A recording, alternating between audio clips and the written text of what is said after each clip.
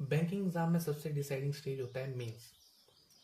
ठीक है, प्रीलिम्स आपको एग्जाम हॉल तक ले जाता है, लेकिन सिलेक्शन की कुर्सी सिर्फ वही जीता है जो मेंस में स्ट्रेटेजी फॉलो करता है। आज के इस वीडियो में मैं आपको दूंगा एसबीआई क्लर्क मेंस 2025 की फुल स्ट्रेटेजी। ठीक है, जो आपको एकदम क्लियर रोड मैप देगा मेंस क्वालिफाई करने में।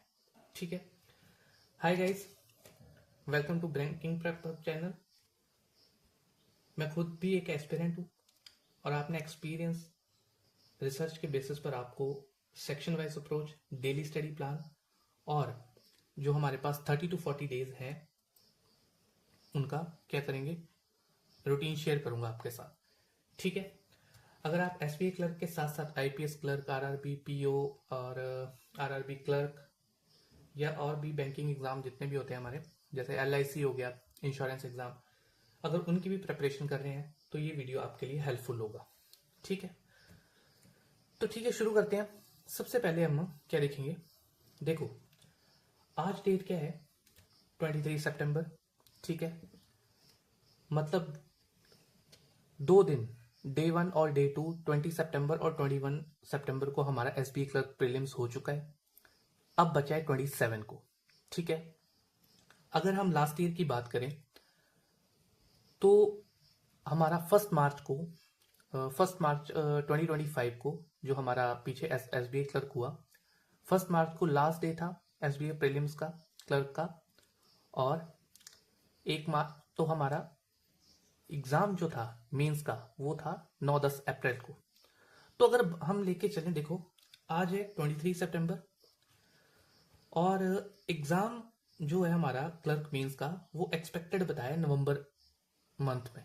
ठीक है, तो हम ये एक्सपेक्ट कर सकते हैं कि 11 से 20 नवंबर के बीच में हमारा एग्जाम हो सकता है। ठीक है, तो नवंबर मंथ में ये जो हमारी डेट्स हैं 11 से 20, ठीक है, इसको देख के वो चलेंगे कि हम कैसे अपनी स्ट्रेटेजी को बना सकते हैं। तो सबसे पहले बात करते हैं एग्जाम पैटर्न की। तो एग्जाम पैटर्न देख लेते हैं हम। देखो क्वांट सेक्शन है, 50 क्वेश्चन रहते हैं, 50 मार्क्स, 45 मिनट। ठीक है, सेक्शनल टाइमिंग रहती है। Reasoning 50 question, 60 marks, 45 minute. English 40 question, 40 marks, 35 minute. ठीक है, general awareness 50 question, 50 marks, 35 minute. तो टोटल हमारे 190 क्वेश्चन, 200 मार्क्स और 2 और 40 मिनट का ये एग्जाम रहता है। ठीक है, हमारी इसमें कोई सेक्शनल कट ऑफ नहीं रहती। जैसे मान लो आपके 2 सब्जेक्ट बहुत स्ट्रांग है, जैसे मान लो रीजनिंग और इंग्लिश आपके स्ट्रांग है। ठीक है, तो देखो अगर क्वांट इतना स्ट्रांग नहीं है, मतलब अगर प्रीलिम्स क्वालिफाई करा है तो कम से कम जो हमारे मिसलिनियस पार्ट होता है या हमारी थोड़ी जो हमारी जैसे डीआईज आती हैं मेंस में, उससे जैसे प्रीलिम्स में आती हैं सिंपल होती हैं हमारी प्रीलिम्स की डीआई। और कभी कभी ऐसा होता है कि हमें जब हम मेंस की डीआई लिखते हैं तो वो सॉल्व हो जाती हैं। तो ऐसा है कि क्वांट भी थोड़ा बहुत आपका जैसे आप क्वेश्चन कर सकते हैं क्वांट से भी। रीजनिंग और इंग्लिश आपका स्ट्रांग है। और अगर अगर हमारे एग्जाम में जनरल अवेयरनेस जो है हमारा, वो थोड़ा हमारे मन का आ गया, जैसे कुछ चीजें हमने पढ़ी होती हैं, इन डेप्थ पढ़ी होती हैं, जनरल अवेयरनेस, फाइनेंशियल अवेयरनेस और करंट अफेयर, मतलब इन डेप्थ पढ़ के गए होते हैं। और हम ऐसा होता है कि कभी कभी शिफ्ट में वो क्वेश्चंस देखने को मिल जाते हैं जो हमें पता होते हैं, जो हमने रिवाइज करे होते हैं। ठीक है, तो सिलेक्शन को कोई नहीं रोक सकता। ठीक है, क्योंकि आपका रीजनिंग और इंग्लिश स्ट्रांग है।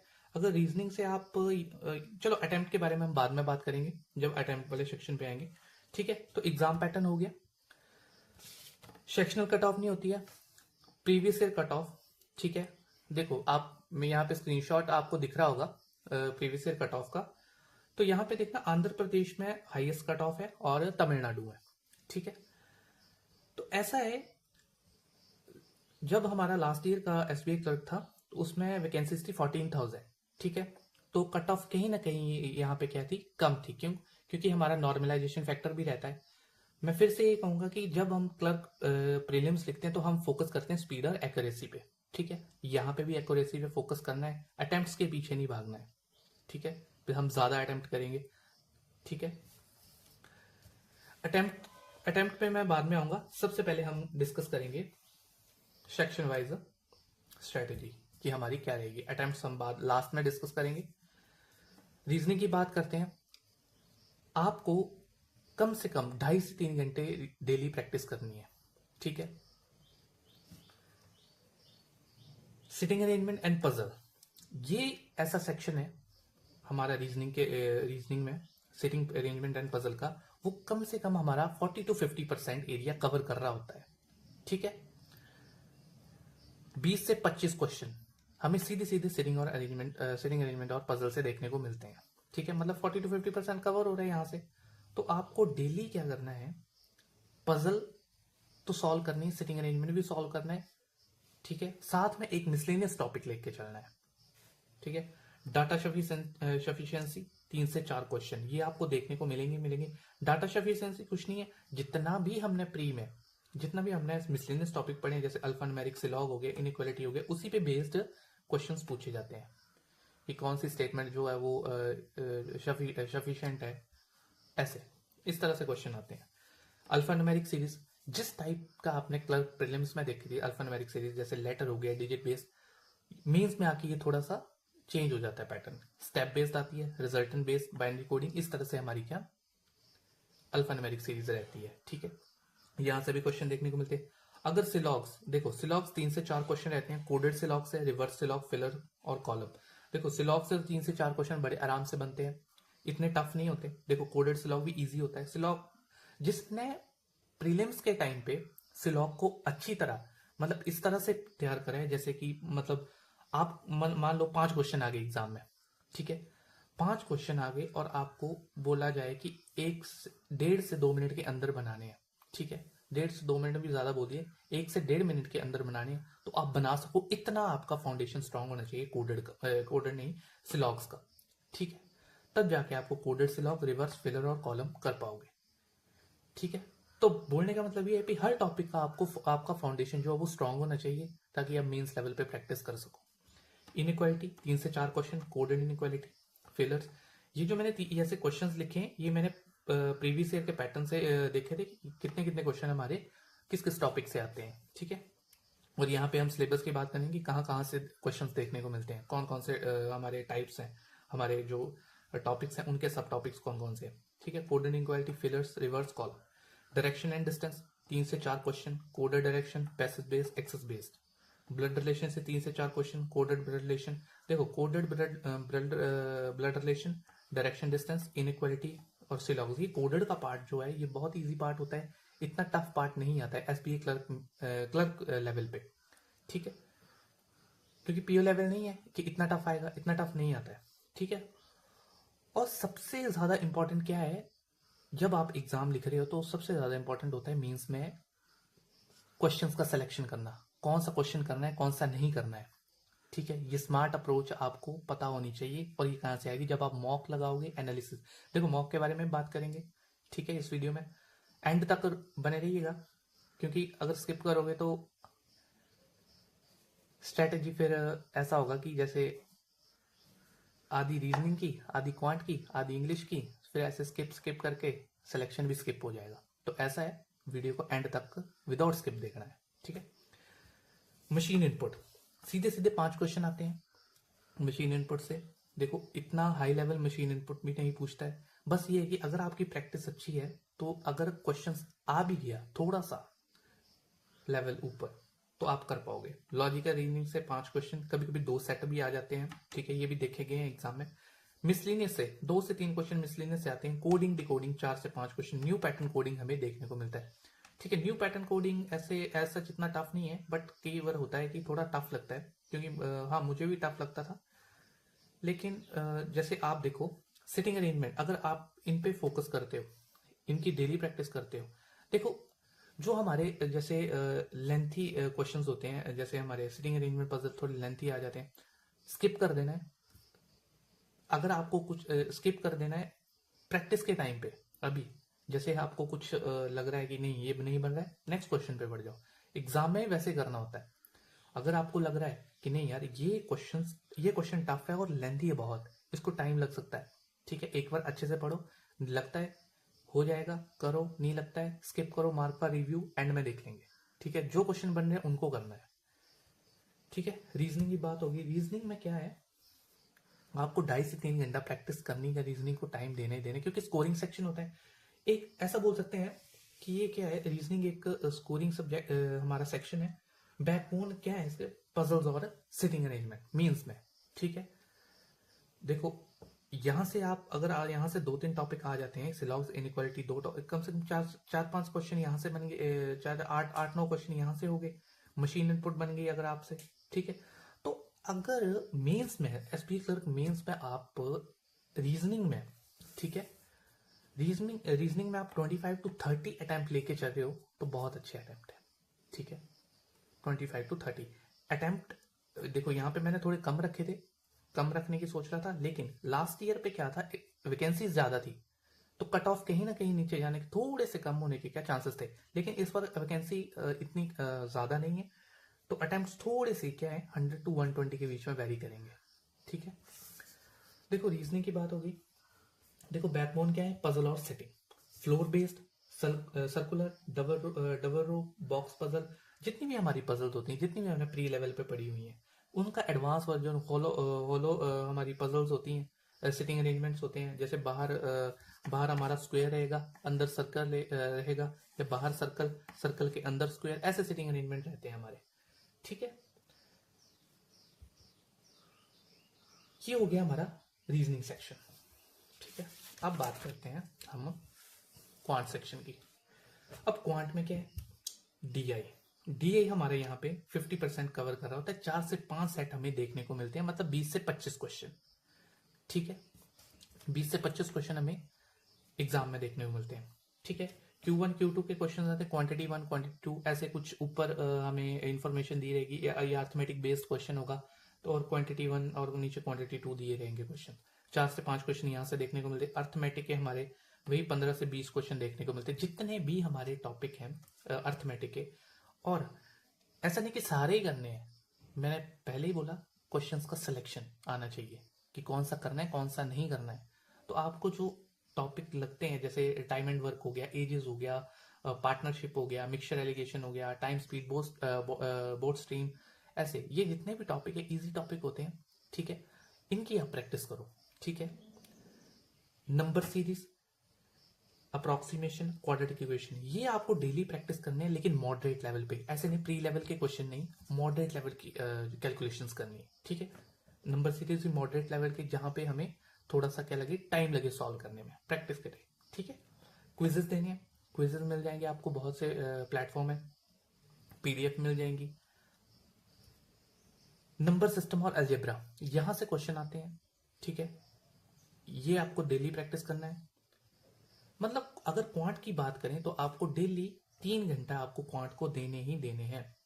ठीक है, और डेली आपको कम से कम 3 DI तो सॉल्व करनी है, लेकिन अलग अलग। जैसे हमने प्री लेवल पे देखी, लाइन चार्ट हो गया हमारा, और हमारा table, bar graph, pie chart, ऐसे।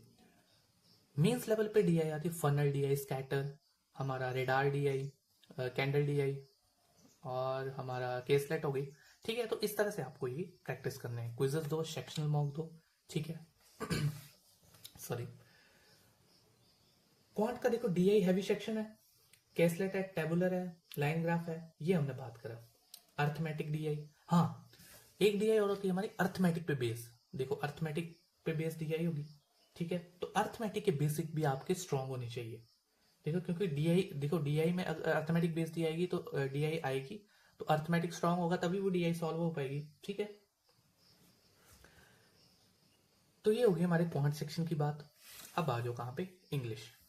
देखो इंग्लिश में क्या है, आरसी फिक्स है, 2 सेट आपको देखने को मिलेंगे मीन्स में। ठीक है, लेंथी सेट्स होते हैं, प्रीलिम्स लेवल, प्री तो छोटे छोटे सेट आते हैं हमारे आरसी के, इतने लंबे नहीं होते, लेकिन मेंस लेवल पे अच्छे आरसी आते हैं। जैसे आपको आरसी डेली प्रैक्टिस करनी है, कम से कम 2 सेट तो आपको सॉल्व करने ही करने हैं। एरर डिटेक्शन के 5 क्वेश्चन, मल्टीपल एरर। देखो जैसा हमें प्रीलिम्स में ट्रेडिशनल पैटर्न देखने को मिलता है, वैसा पैटर्न बहुत कम आता है मेंस में, मल्टीपल एरर्स आते हैं। एक जो हमारे क्वेश्चन आते हैं क्लोज टेस्ट, न्यू पैटर्न के क्लोज टेस्ट होते हैं, ठीक है। Double fillers, sentence rearrangement, parajumble से 5 क्वेश्चन हमें देखने को मिलते हैं। Odd sentence out, new pattern के मतलब अलग अलग पैटर्न के हमें पैराजंबल देखने को मिलते हैं, ठीक है। Word usage, match the column 5 question, word rearrangement, connectors.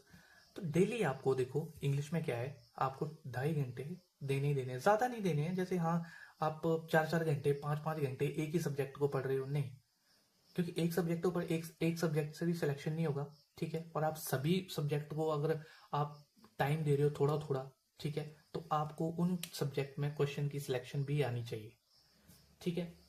English में देखो आरसी क्या है, फिक्स है, साथ में पैराजंबल है, क्लोज टेस्ट है हमारा, ठीक है, ये हो गया। एरर डिटेक्शन है हमारे, रोज थोड़ा। और हाँ, इंप्रूव करने के लिए इंग्लिश में क्या करना है आपको, डेली न्यूज़पेपर पढ़ो, हमारा एडिटोरियल करो। आप अगर आपको न्यूज़पेपर पढ़ना नहीं अच्छा लगता तो आप हिंदू एडिटोरियल कर सकते हो। अगर न्यूज़पेपर अच्छा लगता है तो न्यूज़पेपर करो।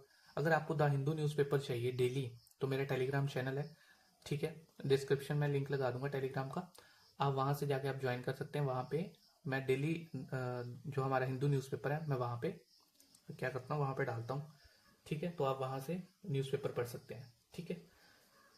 मेन चीज इंग्लिश में क्या है, इंग्लिश में आपको क्या रखना है, एक्यूरेसी, ठीक है। मेन हमारा जो है वो सारा खेल क्या है, एक्यूरेसी का। अटेम्प्ट्स भी अच्छे करने हैं लेकिन एक्यूरेसी के साथ। अगर आप इंग्लिश में अगर आप इंग्लिश में 25 से 30 के बीच में वेरी कर रहे हो, अगर ज्यादा कर रहे हो तब तो अच्छा ही है। अगर 25 से 30 के बीच में हो, जैसे 28 हो गए, 29 हो गए या 30 हो गए, तो बहुत ही अच्छा स्कोर है इंग्लिश में, ठीक है। ये हमारा क्या है, गुड अटेम्प्ट इंग्लिश में। अगर 20 प्लस कर रहे हो तब तो बेस्ट ही है, मतलब अगर इसके बीच में भी वेरी कर रहे हो तब भी अच्छा है। क्वांट की हमने बात नहीं की अटेम्प्ट्स के बारे में, तो क्वांट्स में अगर 20 से 25 लेके चल रहे हो, क्योंकि क्वांट्स थोड़ा मॉडरेट आता है, मतलब इतना नहीं कि जैसे पीओ लेवल में वैसा नहीं आता। तो क्या कर सकते हैं आप, 20 से 25 के बीच में अगर आप हो, ठीक है, तो आपका क्या है, एक अच्छा अटेम्प्ट है। 20 से 25 आप एनालाइज कर सकते हैं, आप मॉक दो, ठीक है। आपको रोज मॉक नहीं देना है, जैसे आप आज मॉक दे रहे हो मेंस का कल भी दे रहे हो, क्योंकि देखो हमारी बहुत सी एडटेक कंपनीज हैं जो मॉक्स प्रोवाइड करती हैं, ठीक है। तो आपको जब तक हमारा एग्जाम नहीं होता, एग्जाम हमारा नवंबर में है, जब तक यहाँ हमारा एग्जाम नहीं होता आपको कम से कम, देखो बहुत सी कंपनीज है जो हमारी कितनी 10 से ज्यादा मॉक्स प्रोवाइड नहीं करती मेंस लेवल का, क्योंकि हमारा जो मेंस लेवल होता है, जो एक्चुअल एग्जाम होता है और जो हमारे मॉक्स होते हैं, बहुत बहुत डिफरेंस होता है वहां पे। क्यों? क्योंकि मेंस का एनालिसिस इतने अच्छे से एस्पिरेंट दे नहीं पाते। क्यों? क्योंकि लंबे लंबे क्वेश्चन होते हैं, कितना हम एनालिसिस दे पाएंगे, ठीक है। तो इतना मतलब ये होता है कि हम जब मॉक देते हैं और जब एक्चुअल एग्जाम दे रहे होते हैं तो ऐसा होता है कि हम बहुत डिफरेंस लगता है वहां पे, ठीक है।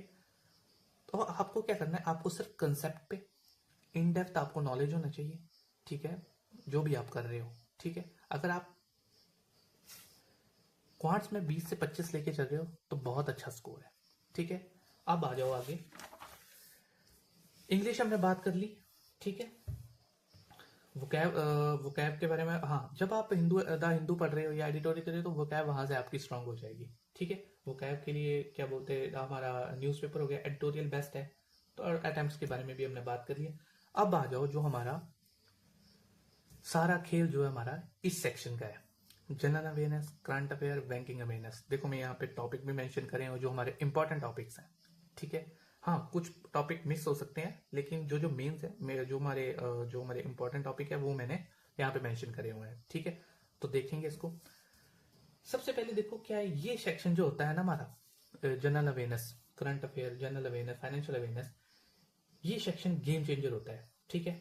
आपको लास्ट 6 मंथ का सीए तो करके जाना ही जाना है, ठीक है। जैसे आज हम सितंबर मंथ पे हैं, ठीक है। नवंबर में एग्जाम है, 11 से 20 के बीच में अगर लेके चल रहे हैं तो हम आपको देखो मई, जून, जुलाई, अगस्त, सितंबर, अक्टूबर, ये आपको लेके चलना है। देखो आज हम सितंबर 23 पे हैं, ठीक है। तो आपको पीछे की तरफ चलना है, ऐसे अगस्त, जुलाई, जून और मई, ठीक है, ताकि आपको अच्छे से वो रिवाइज रहें चीजें, आपको याद रहें जब एग्जाम में बैठो, ठीक है। तो लास्ट 6 मंथ का रिवीजन करते हुए चलना है, ठीक है। मंथली पीडीएफ मिल जाएंगी, बहुत से प्लेटफॉर्म है मंथली पीडीएफ मिल जाती है, ठीक है। आपको मैगजीन मिल जाएंगी मंथली। प्रैक्टिस के लिए आपको क्या करना है, डेली सीए क्विजेस देने हैं, ठीक है। अड्डा पे मिल जाएंगे, हमारे टेक्स्ट बुक हैं, हमारे स्मार्ट कीड़ा है, बहुत से प्लेटफॉर्म है। आपको आप वहां से आप डेली करंट अफेयर की क्या है प्रैक्टिस कर सकते हो।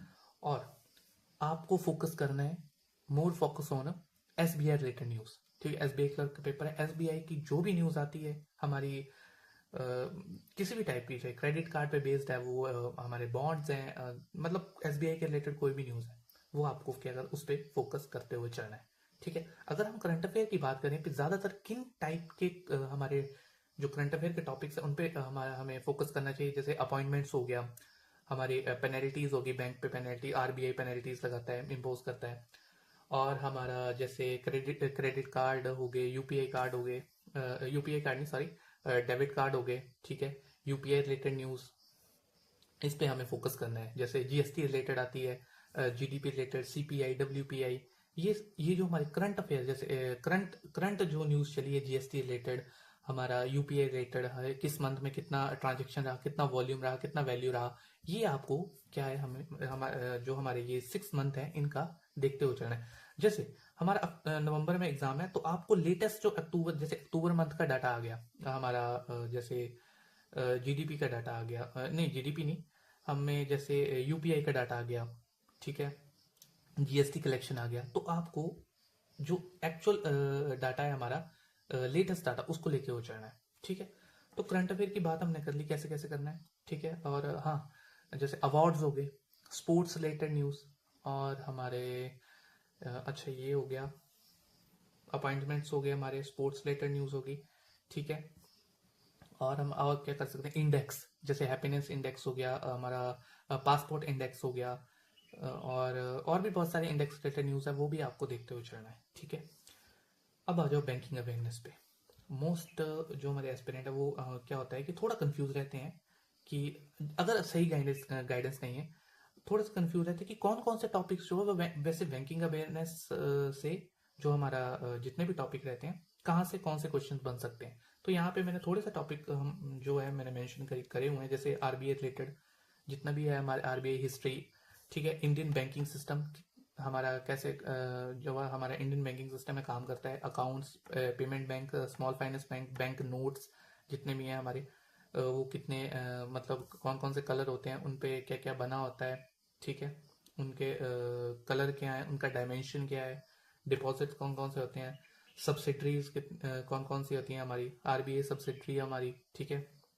और हमारी जैसे ऑल इंडिया फाइनेंशियल इंस्टीट्यूशंस, ठीक है, priority sector lending, monetary policy committee, rates जो हमारे बैंक रेट, सीआरआर, हमारा एसडीएफ हो गया, एमएसएफ हो गया, loans, repo rate, UPI, NPCI, NVBL, ये जितनी भी हमारी ये है, GST, GDP, inflation, IIP, CPI, WPI, NRI accounts, stock exchange, market, तो ये हमारे टॉपिक है जिनका आपको मतलब नॉलेज होना चाहिए, क्योंकि यहाँ से कहीं ना कहीं क्वेश्चन हमारे हमारे जो जैसे स्टेटमेंट बेस्ड क्वेश्चन है वैसे हमारे बनते हैं, ठीक है।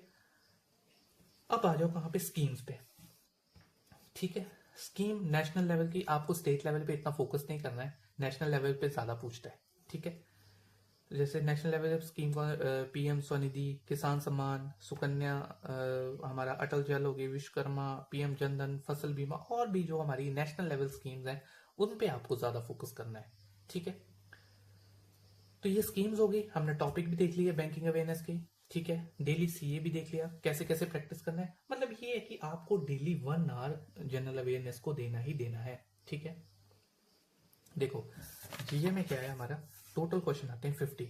अब देखो 50 क्वेश्चन तो मुझे नहीं लगता कि 50 क्वेश्चन अगर आप मतलब जैसे आपको पूरा करंट अफेयर 6 मंथ का करके जा रहे हो और हर चीज आपको आती है, फिर भी आप मतलब ऐसा है कि 50 अटेम्प्ट कर रहा हो, 1-2 नंबर का होता है कि हाँ चलो 5 नंबर कम हो गए, कहीं ना कहीं आप मतलब ऐसा होता है कि क्योंकि स्टेटमेंट बेस्ड आ गया, अगर इंडेप्थ नहीं करा है तो क्वेश्चन रह जाएगा। तो ओवरऑल हमें स्कोर जो है हमारा अगर 25 to 35 के बीच में है ना मिनिमम, अगर आप इतना कर रहे हो तो बहुत अच्छा है जनरल अवेयरनेस में। अगर 30 प्लस करे, 35 प्लस करे तब तो बहुत ही सही है, ठीक है। अगर इतना करे अटेम्प्ट सही हुए तो सिलेक्शन की जो हमारा रोड मैप है, सिलेक्शन की राह है, वो क्या हो जाएगी, ईजी हो जाएगी, ठीक है। तो टोटल अगर हम अटेम्प्ट की बात करें तो हमारा अटेम्प्ट जो है 100 से 120 में क्या होना चाहिए, होना चाहिए, ठीक है, 100 से 120 में। क्योंकि देखो, अगर लास्ट ईयर की बात करें तो अटेम्प्ट अगर आप 90 से 110 के बीच में कर रहे हो लास्ट ईयर में अगर इतने अटेम्प्ट हो रहे थे तो बहुत अच्छे जो था हमारा ये क्या था, अटेम्प्ट था। क्यों? क्योंकि वहां पे वैकेंसी ज्यादा थी, और जो हमारा मेंस का एग्जाम रहता है वो भी शिफ्ट में होता है, ठीक है, प्रीलिम्स की तरह।